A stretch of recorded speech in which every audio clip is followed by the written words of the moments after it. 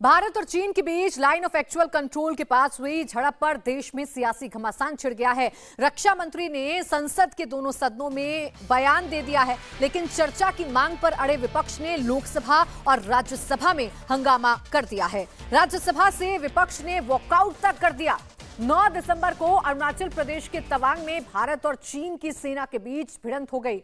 Indian army ने चीन के सैनिकों को खदेड़ दिया। मारपीट और हाथापाई में दोनों तरफ के कई जवान घायल हुए। इस मामले में रक्षा मंत्री के घर पर एक हाई लेवल मीटिंग भी हुई है, जिसमें एनएसए, सीडीएस और आर्मी चीफ भी शामिल हुए।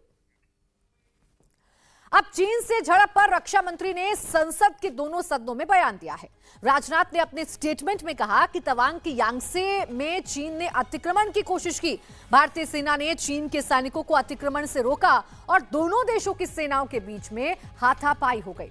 भारतीय सेना ने चीन के सैनिकों को वापस भेजा। झड़प में दोनों देशों के कुछ सैनिक घायल हुए हैं। भारत का कोई सैनिक गंभीर रूप से घायल नहीं है। झड़प के बाद दोनों पक्षों के बीच फ्लैग मीटिंग हुई। ये मसला चीन के साथ कूटनीतिक स्तर पर भी उठाया गया है।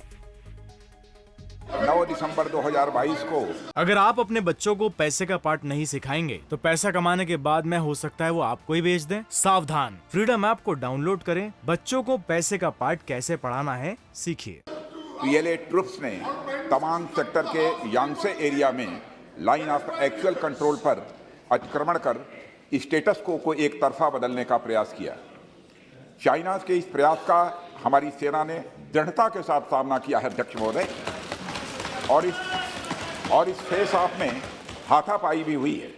भारतीय सेना ने बहादुरी से पीएलए को हमारी टेरिटरी में अतिक्रमण करने से रोका और उन्हें उनकी पोस्ट पर वापस जाने के लिए मजबूर कर दिया अध्यक्ष महोदय। इस झड़प में दोनों ओर के कुछ सैनिकों को चोटें भी आई हैं और मैं इस सदन को अवगत कराना चाहता हूं कि हमारे किसी भी सैनिक की न तो मृत्यु हुई है और न ही कोई गंभीर रूप से घायल हुआ है। इंडियन मिलिट्री कमांडर्स के टाइमली इंटरवेंशन के कारण पीएलए सोल्जर्स अपनी लोकेशंस पर वापस चले गए अध्यक्ष महोदय, और इस घटना के पश्चात एरिया के लोकल कमांडर ने 11 दिसंबर 2022 को अपने चाइनीज काउंटर पार्ट के साथ स्थापित व्यवस्था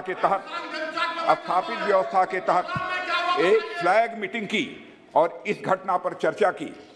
चीनी पक्ष को इस तरह के एक्शंस के लिए मना किया गया और सीमा पर शांति बनाए रखने के लिए कहा गया। इस मुद्दे को चीनी पक्ष के साथ कूटनीतिक स्तर पर भी उठाया गया है। अध्यक्ष महोदय, मैं इस सदन को आश्वस्त करना चाहता हूं कि हमारी सेनाएं हमारी भौमिक अखंडता को सुरक्षित रखने के लिए पूरी तरह से प्रतिबद्ध हैं और इसके खिलाफ किसी भी प्रयास को रोकने के लिए सदैव तत्पर है हमारी भारत की सेना। और मुझे विश्वास है कि यह सदन हमारी सेनाओं की वीरता और साहस को एक स्वर से समर्थन देगा। और अध्यक्ष महोदय, मैं पूरी तरह से आश्वस्त हूं कि यह संसद बिना किसी संशय के भारत की सेना की क्षमता, शौर्य, पराक्रम व प्रतिबद्धता का भी अभिनंदन करेगा।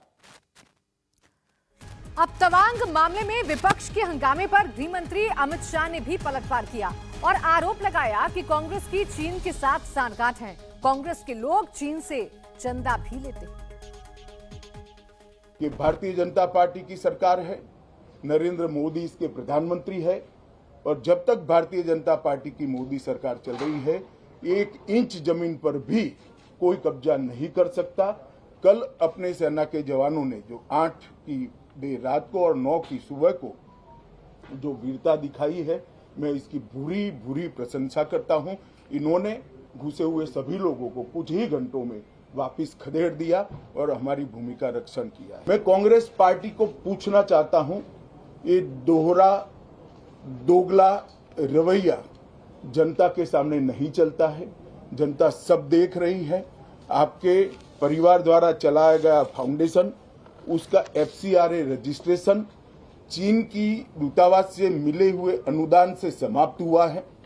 आपके ही समय में हजारों किलोमीटर भूमि अवैध रूप से हमसे हड़प ली गई है। आपके ही समय में हमें मिली हुई सुरक्षा परिषद की सदस्यता आपने निजी संबंधों को बनाने के लिए चीन की भेंट कर दी है। ये सारी जनता ये सभी विषयों को जानती है। राजीव गांधी फाउंडेशन को 2005-6 और 2006-07 के वित्तीय वर्ष में चीनी दूतावास से 1,35,00,000 रुपए का अनुदान प्राप्त हुआ था। चूंकि FCRA के कानून और उसकी मर्यादाओं के अनुरूप नहीं था, तो नोटिस देकर पूर्णतया कानूनी प्रक्रिया का अनुपालना करते हुए गृह मंत्रालय ने इसका रजिस्ट्रेशन रद्द किया था। फाउंडेशन ने अपना रजिस्ट्रेशन सामाजिक कार्यों के लिए करवाया है और ये जो राशि चीनी दूतावास से मिली। अगर आप अपने बच्चों को पैसे का पार्ट नहीं सिखाएंगे तो पैसा कमाने के बाद में हो सकता है वो आपको ही बेच दें। सावधान, फ्रीडम ऐप को डाउनलोड करें, बच्चों को पैसे का पार्ट कैसे पढ़ाना है सीखिए। इसका उपयोग भारत चीन संबंधों के विकास पर शोध करने के लिए ये पैसा दिया गया है। अब मैं कांग्रेस पार्टी को पूछना चाहता हूं कि इन्होंने शोध तो जरूर किया होगा, क्या उनकी शोध में 1962 में जो हजारों हेक्टेयर भूमि भारत की चीन ने हड़प ली वो शामिल था क्या? और शोध इस पर किया तो रिपोर्ट क्या आई है? नेहरू जी के प्रेम के कारण सुरक्षा परिषद में भारत की स्थायी सदस्यता बलि चढ़ गई। इस विषय को उन्होंने शोध का विषय बनाया था क्या? और अगर बनाया था तो इसका नतीजा क्या हुआ? जिस वक्त गलवान के अंदर हमारे सेना के वीर जवान चीनियों से भिड़ रहे थे, उस वक्त चीनी दूतावास के अधिकारियों को कौन रात्रि भोज दे रहा था? वो उनकी शोध का विषय था क्या? इंडिया टीवी हर वक्त हर जगह डाउनलोड करने के लिए सर्च करें India TV news Google play store या ऐप स्टोर पर।